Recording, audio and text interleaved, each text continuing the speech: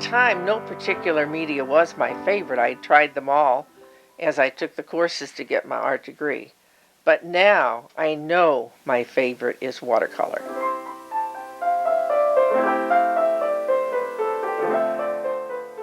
And I paint many different things. I'll paint flowers, which is what I really love to do, houses, animals.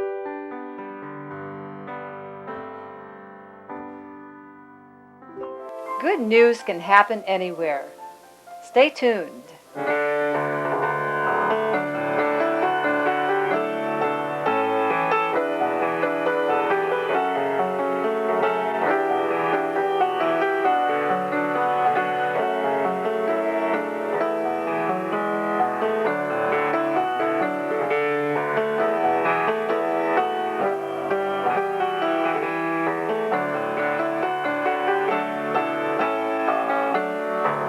Good news can happen anywhere.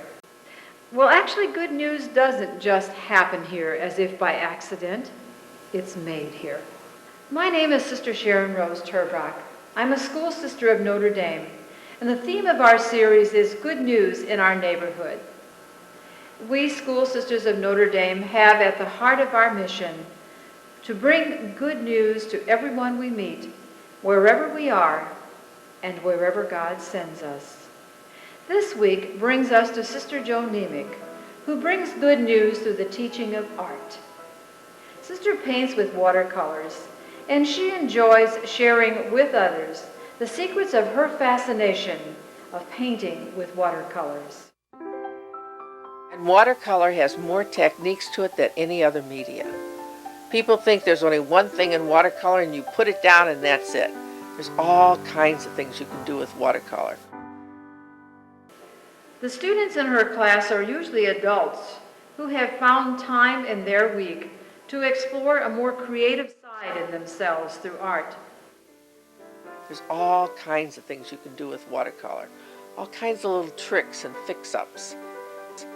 And sometimes you start the painting one way and you get another idea from what happened that you thought was bad or wrong, and it could end up to be the neatest painting in the end because you tried something else and it worked.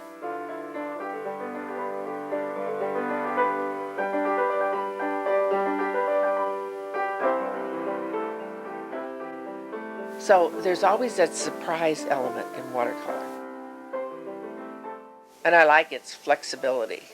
You know, you can use a big brush, you can use a little brush, you can use lots of paint or more water.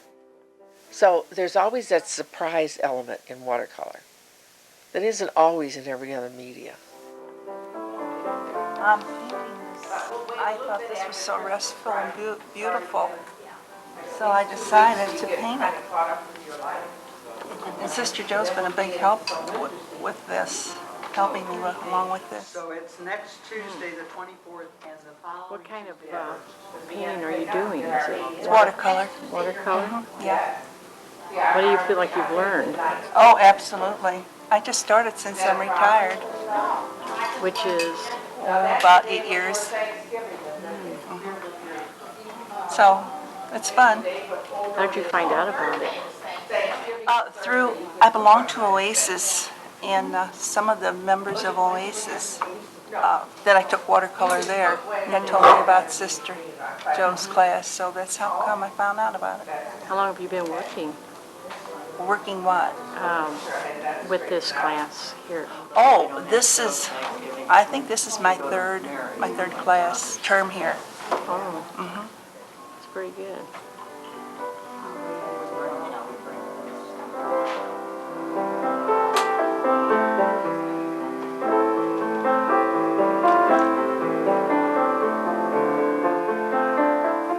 As you see, it is not just an ordinary art class. Well, 2 or 3 years ago, I became interested in Sister Jo and her classes. So I came to Maria Center, and I've enjoyed it enormously. Sister is quite an inspiration. Her paintings are beautiful. So I started in, and because I always loved to just draw. And then I took the watercolors and Sister taught me, and I said I've enjoyed it immensely. Some of the things I have done have turned out very nicely.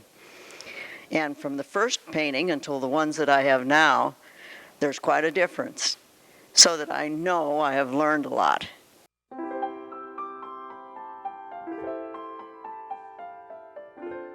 Sister Jo has a knack of coming up with new techniques. In almost every class, we learn something new. How to get the paint to flow, how you get your contrast and color so that the shadows show up, or the sunlight, or whatever that is involved in the picture.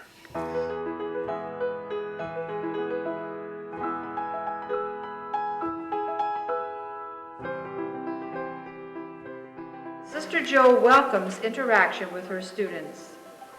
Let's look for a moment as we see the art unfold. Under here. And then on the base, see, this stops too short here. It should be coming down at least a little bit, sort of a vertical effect. And on a base, it would not curve that way. It would curve according to the base. See, and bring it on down. And let's put the yellow there and show that stem a little more. See, you can see through the glass and see the stem in there, and that's what we want to bring out, see? Now you can see the stems of your flowers. The class I'm taking is watercolors, and we all get to work at our own pace on our own designs or our own sketches, and she freely offers us advice when we ask it, lets us alone when we don't, and it's just a very nice afternoon, keeps us going. Doing art is just a wonderful, I guess, extension of what you see outside, and I love to look at sunsets and colors and people's faces, and I'm taking the class to get better, to learn some parts watercolor media that I don't know to accomplish. You know, I can't do what I see and what I want to do, so I am learning to do those things. And she knows all the little shortcuts to do for watercoloring. And so I decided to start in her class at the school, and it is such a beautiful room that I was so inspired. I looked out the window, and there's the Mississippi River and the trees and the shadow of fall coming, and I just sat down there and painted through that window. You're just in time now to join me for one of Sister Jo's art demonstrations, which she's giving to Betty, one of her students. You can look over my shoulder as I watch. Come, let's enter quietly and spend a few moments here as Sister Jo gives her demonstration. Hello, you are entering my working studio. There's many things going on in this studio, and everything's out and around. There's just a lot of exciting things going on in this studio. So we're going to have a little lesson tonight on autumn and autumn leaves. I am Sister Jo Nemec, a school sister of Notre Dame of the St. Louis province, and I'm going to have a lesson with Betty Pfaff here on Leafing It to Jo. This is an example of what can happen when you use real leaves and use them in your painting. I don't mean real leaves in this particular painting, but it used it to make the leaves. So we'll get busy now, and I'll show you the different techniques that could lead to this type of painting. First of all, we get real leaves. It's a little hard at this time of year to get them that aren't brittle. But you take the leaf, and we're going to use liquid acrylic, and it's a gloss varnish medium. It's water soluble. I put a little bit of color in it merely because I couldn't see it on the paper. So we will take the leaf. There we go. We paint the back of the leaf because the back of the leaf has these ridges and veins in it, and we want them to come forth onto the paper. Now I know this is white and you think I'm putting it on a white paper, but you're going to see what's going to happen within time to this leaf. Okay, we turn the leaf down, But we press it down and then we pull it up. Now you can't see anything because it's white. Now another time I took the leaf and put this gloss medium on, and then I put some paint on the leaf. When I pressed it down, you can see that it is a leaf. But I wanted to use both techniques on the same paper. Now Betty, would you like to try one of these? Okay. Let's give her a pretty leaf. How about this one? Okay. Does that look good to you? And here's the brush. And there's your matte medium. Would you like to try one of these? Okay. Let's give her a pretty leaf. How about this one? Okay. Does that look good to you? And here's the brush. And there's your matte medium. Be sure it's the glossy kind, because if it's just plain matte medium, it's too dull and then it won't get you that crystal shining leaf effect that you'll get later. This actually preserves the leaves. After you put this on and let it dry, you can use these same leaves over and over again. So if you want to preserve leaves for any reason, this is a good way to do it, because you put it on the wrong side and you can put them down and they'll look very pretty on the right side. Put this one over here. We're going to put it aside because if we left it there, I might get caught into it before it dries. Very nice. Very good. Okay, now gently press and make sure you get all those edges. Now hold one part of it as you pull it up. Good, good. Okay, now we're going to move right along here because this has to dry. So, I'm going to show you a different technique. And as we do this technique, you'll see how it all fits together later. We are now finished with this. Where did I put here's the lid. Don't want to leave it open, it would dry up. Okay, now I'm going to take and put some paint on the leaf. It's a dry leaf and we put paint on it. We're going to use the more earthy colors right here. We'll use some yellow ochre and put this on the leaf, on the veins. Get some brown madder, some Indian red, and some burnt umber. And fill all the way out to the end of the leaf, because we want to get the edges also. And you don't have to paint carefully because it's just going to squash it down anyway. But fill it all out. Alright, and we position it on the paper and we press it down very gently and try to get all areas pushed down. And then lift the stem carefully. I didn't get enough paint on that one, so we'll do another one over further. The paint needs to be a little bit thicker. Our paint has dried, so we'll water it up a bit. So one way to get your paint going is to spray a little water on them, so they're ready when you get there. Because you can use watercolor over and over again. All you have to do is activate it with water. Acrylics and oil are wasted. You know, once you get them out, they dry up and you can't use them anymore. But watercolor doesn't work that way. So you can always have them out. But really, if you're going to use a lot of colors, you should moisten the whole palette. But we're just doing the earth colors. Let's hope we have enough this time. Press on the leaf. And another thing you can do is take that same, leave the leaf there, and take a little contrasting color. We'll use a little yellow-green here.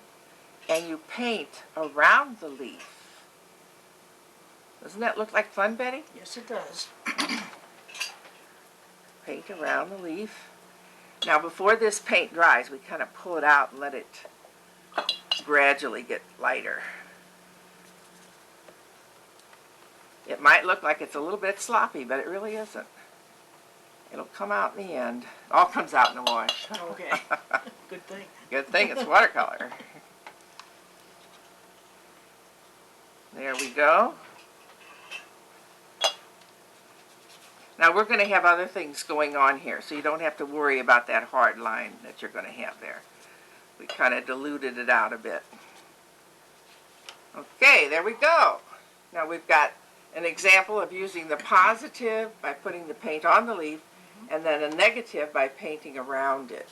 Some people have a hard time understanding the difference between positive painting and negative.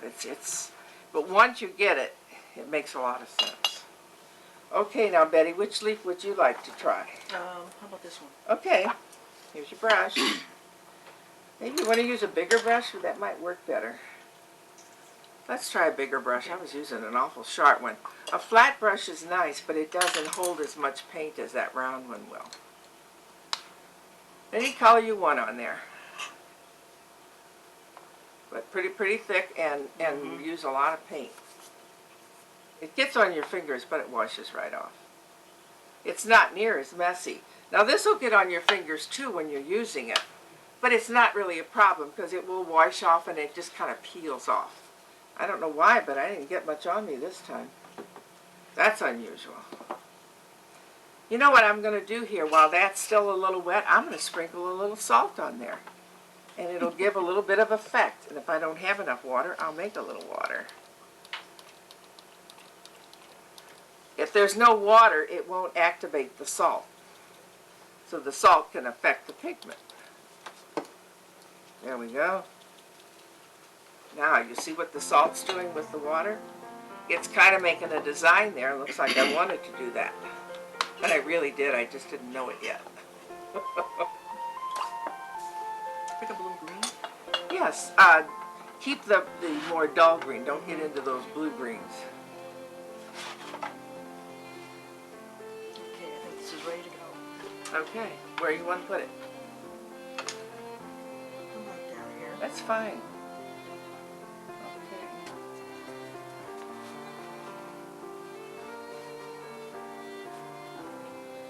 Okay, Betty, let's see how that turned. Oh, yours is prettier than mine. I'm jealous. That's too bad. Sorry. That's beautiful. Isn't that pretty, though? I like that. Look at all those It wonderful has bands. many different colors in it, too. Oh, great. Okay, now that we've gotten this particular technique, we want to move to another one so we can get to the finished product. Could you bring the other picture back? I believe it's dry now. Does it feel dry? Good. Okay, now see that nice big brush? We're going to wash over this. We're going to do a wash which will bring out the colors, and you'll see that white crystal that we've been hiding from you. Here we go. Get some good earthy colors, and off we go. Here we go. Isn't that neat? See the white coming through here? The darker the color, the more the white will come through. And this is merely a background color.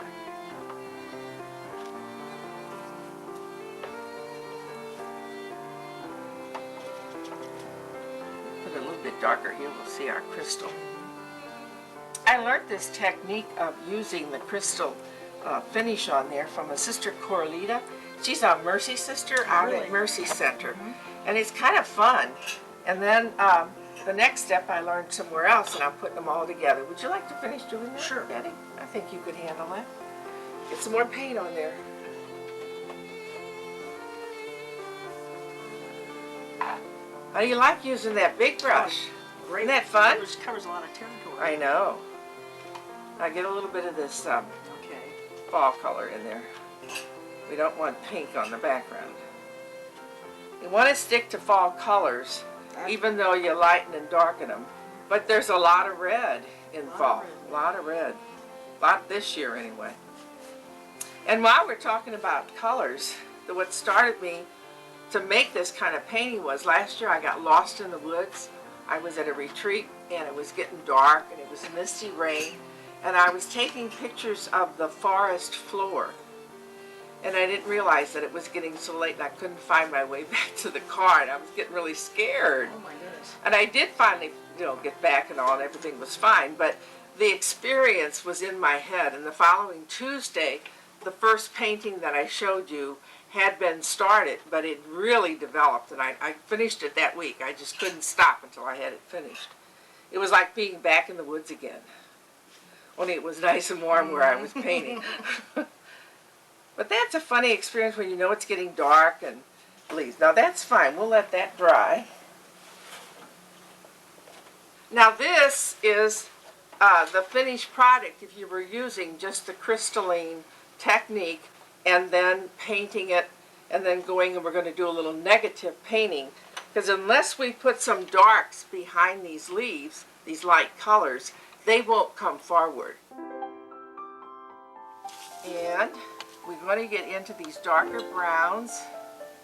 And as you do negative painting, you're actually like putting a stem in. But we're actually, here's the stem where I did not paint. And then over here is the negative part. Now I can put a little branch going out there and come in this way. And then up to here. And we have what we call negative painting. It's a tricky painting, but it makes paintings a lot more exciting. The background can get dull if it's just flat paint. But if you can see other leaves and twigs back there, it makes more sense. And it does bring it out. See how that dark now? It gives it some depth. Right. Okay. And see, the paint is still wet. And when you drop something darker in the wet, then it'll bring it out. Now I may have dropped just a touch too much. Let me just put a little water on there and let it run. There we go. See, some people think you can't change watercolor, and there's certain stages you can do changes in watercolor. And I'm merely following the things that are here, because when I paint over that crystallized part, it won't really stick to it. It just kind of floats off of it. Now notice I didn't make this as dark as that. You want to have variations in your dark, and maybe a little variations in the color. Not quite as brown, but more red brown to pull out that color. Here's a good negative spot. And as we develop this, you'll see that the crystal will sort of come out more. Now this paint will dry and it'll flatten, and then the crystallization will come forward. I'm going to show adding a little more color to one of these leaves. See, they're not standing out as much, but I want them to. So I'm going to brush color over them to darken them, and then that crystal part will come forth. Yes. And as we get more of the negative painting, and let's go back to the one that's finished. You can see here where we charged green on the leaf. And then there's more negative painting in there, and then went back in. There was a orange under there from the very first painting. Right. And then charging a little in here brings that out. You can bring it out more if you just put a little more paint on it. Oh, yeah. That just pops up, doesn't it? It pops it out. And if you get too much, you just put a little water, make it go down a bit. There we go. We'll let that dry. But that really is finished. We had an opportunity to interview Sister Jo in her studio. We'd like to share some of that interview with you this evening. Sister Jo, when and how did you start teaching art? I think I have taught art since I was a kid, because I'd always go in my dad's basement with print shop and his whatever I could, and anybody I could get, I would teach them. And when I taught grade school for my first career, for my first 13 years, I could bribe my children to do anything all week long, because then they'd have all Friday afternoon for art. They loved it. But I think they picked that up, whether you're enthused about it and if you want to do it. And I'd get interesting projects that they could do. But then I didn't teach art again for at least 25, 30 years. Because then I went in and I taught home ec for 20 years. And then I was administrator of the retreat house. So I didn't start teaching art again until when I started teaching here at Maria Center, when I taught the adults. How do you explain teaching art as a ministry? It might seem a little difficult to some people unless you understand that art is just a reflection of what God already created. And so anything that I produce or my students produce is what they've already seen somewhere in the creation of God. And to bring that fact to them, and now when they look at things just riding in a car, they can see the beauty of God and the power behind the creation that He created just by what we do in class. And you can't look at water and rain and snow and wonder, who could have thought of something like that? And that really, it brings it to their attention and to their mind. and then to their heart, and gets in their heart, and then they express it creatively. How do you feel you help people through your talent in art, and how do you give God glory through this talent? First of all, I try to bring forth in them a talent that maybe they didn't know they had, and to help develop it. It gives them a hobby, because all these people are senior citizens. It gives them a hobby and something different to do than they've done all their life. And many are amazed that they can even draw something once you teach them a little perspective, and that they can paint. It's kind of exciting when you do it, and then they take the brush and do it, and they go, "Hey, sister, I did it." And then they try again, and then they do more. So it's not only the class that I teach them, but it's the interaction I have with them before class or after class or even during class. And several have come to my studio with a certain problem or to pick up framing, and we talk. And I write them if they're sick, send a card and call them on the phone, because I think that interaction's important. And I know them all so well now because they keep coming back to keep taking that same course. And they encourage one another. It's really neat to see them walk around and check up on each other, not only on the painting, but where they are in life, and to share. And I think that's important too, that I don't have to keep any kind of silence in the room, and they're real free to be with one another. They look forward to it, and they miss it. If they miss a class, they miss out, and they know it. And I think that's really neat. So I think giving glory to God, the only way I can do that is by helping someone else become closer to Him. And I think that's a really neat way, because I can't exactly see Jesus, but I can see Him in someone else. And that helps me many times to be able to spread Jesus a little further when I can give Him away to somebody else. I know it may sound far-fetched to some people, but that one-on-one that I didn't have time for when I taught a huge classroom all day long is kind of neat to have now. It's a different career, but it's a different time in my life. Can you describe some of your achievements and accomplishments? Well, I have ribbons, I have best of show, I have sometimes just an honorable mention, but depends on the size of the show. But I think I was trying to think about that before when you mentioned it about achievements. I think the one painting, which is hard for me to pick out because I've done over 500 in the last 16 years, I think is when I was asked by the Mother House superiors to paint the front entrance of our Mother House. And I immediately said I could not do that, but I would take a photo. And they said okay. But later I thought about it, and I took a photo I had, which I had to use because a tree was blocking the photo at the time I was doing it. And I took one picture I'd taken in '83, and I thought, I'll see if I can draw it. Because it's a 5-story building with the tower on top. And I just didn't know if I knew enough architecture to do that. But once I had it drawn, I knew I could paint it. Well, thank you so much, Sister Jo. We've certainly appreciated the opportunity to share with you this evening, and we thank you for all that you have shared with us. And thank you for joining us this evening. The School Sisters of Notre Dame have much good news to share with you, and we hope that you'll be able to join us again next week. Until then, may God bless your lives with a heart that is open to all of the beauty that surrounds you in its simplest detail.